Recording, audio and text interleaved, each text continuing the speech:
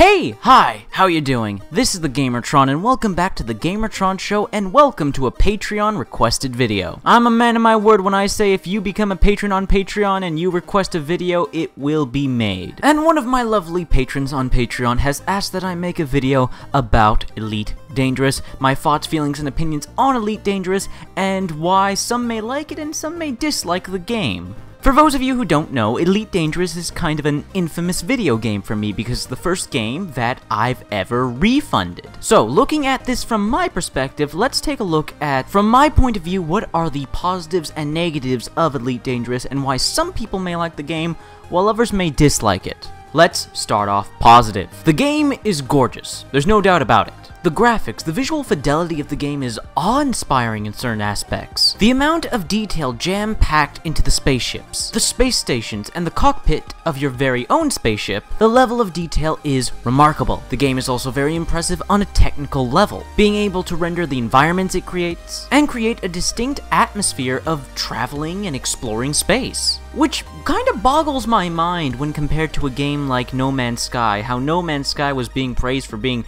revolutionary. It's the first space exploration game, and that's simply not true. Games like Elite Dangerous were already doing something on a grand and impressive scale in the same vein as No Man's Sky. Very curious, very curious. Elite Dangerous also has a great deal of depth. There's a great deal of content, mechanics, and features for you to invest yourself in. The game certainly has a massive learning curve, but there are some who really enjoy that, who enjoy embracing completely new complex experiences, and that's what Elite Dangerous is. You're not going to start enjoying the game right off the bat. It's going to take hours upon hours to learn the game, learn all its intricacies, in order to really get a grasp of what it's all about and what it can do, and what you want to do, for that matter. So if you love video games that really truly embrace the simulator side of games, really truly trying to simulate an experience, you will enjoy Elite Dangerous. If you enjoy complex games that have a lot to them, that have a lot built around them, Elite Dangerous will no doubt look attractive to you. The game can also be played single player, multiplayer, or co-op, which is always awesome, always a plus. It ensures that the game has long-lasting longevity and endless replayability. And as a nice little bonus, all on top of that, it supports VR, which for you tech junkies and VR junkies out there, that's a huge plus for you. Alright, now let's get into the bad, let's get into the negative. The game is expensive as hell! You got the base game, which is $40, then you got the spin-off side game, Elite Dangerous Arena, which is basically just ship battles, space battles, dogfighting, PvP co-op dogfighting. That's another $10, and then we have the Elite Dangerous Horizons Season Pass, which is a whopping another $40. And then we have, if you want, the packs, the Pilot Starter Pack and the Commander Pack, the Pilot Starter Pack being $20 and the Commander Pack being $26. So that's a grand spanking total if you want the complete Elite Dangerous experience, $163 plus tax. Jesus Christ, that is insane. No video game is worth $136. That's crazy. Admittedly, you could just buy the base game for $40, but all the really cool stuff is in the packs and in the Horizon Season Pass, so you're probably going to want to get those, which is going to cost you quite a bit of cash. Damn, this is an expensive game. Now, in reference to what I said was a positive earlier in the video, could also be taken as a negative when it comes to Elite Dangerous. Because it's such a complex game and there's so much to learn, you may not actually enjoy the game until hours into it once you've learned it and grown accustomed to its intricacies. Now, I know for a great deal of people, I know for a great deal of gamers, myself included, if I'm not having fun with a video game within the first hour or two, I probably don't want to invest more time than that into it. If it takes me over an hour, 2 hours to learn how to play your game before I can actually start enjoying it, I'm sorry, but for me that's a hard sale. I can't name one video game besides Elite Dangerous where I wasn't having fun within the first hour or two. But because Elite Dangerous is so complex and has so much to it, because I can just jump in, hop in, and start playing and enjoying myself, not gonna lie, that was a real turnoff. And now, in my opinion, what is the number one problem, the number one negative with Elite Dangerous? This is the reason I stopped playing the game, and it's the first game ever that I got a refund for. This is why I refunded the game.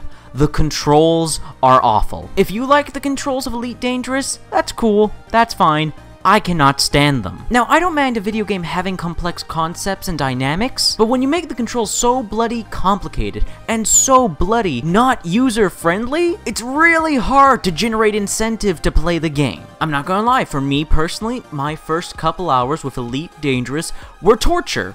I was not having fun, because the controls were so outlandish, overbearing, clunky, unresponsive, needlessly complicated, needlessly difficult. And you know what? If a video game is legitimately aggravating me, if it's genuinely getting me angry, if I'm genuinely not having fun with the game, then I'm not going to play that game, and that's the reason I refunded Elite Dangerous. I could not stand the over-complex controls. However, I know for some, those of you who really enjoy simulator games enjoy complex and difficult controls in video games because it's more realistic in a sense, it's more immersive because not everything is going to be extremely streamlined and smooth like in so many other games. In reality, controls will be complex, they will require micromanaging. Well, I would imagine if you are really flying a spaceship. So I know for some, the overly complex controls will appeal to them and immerse them.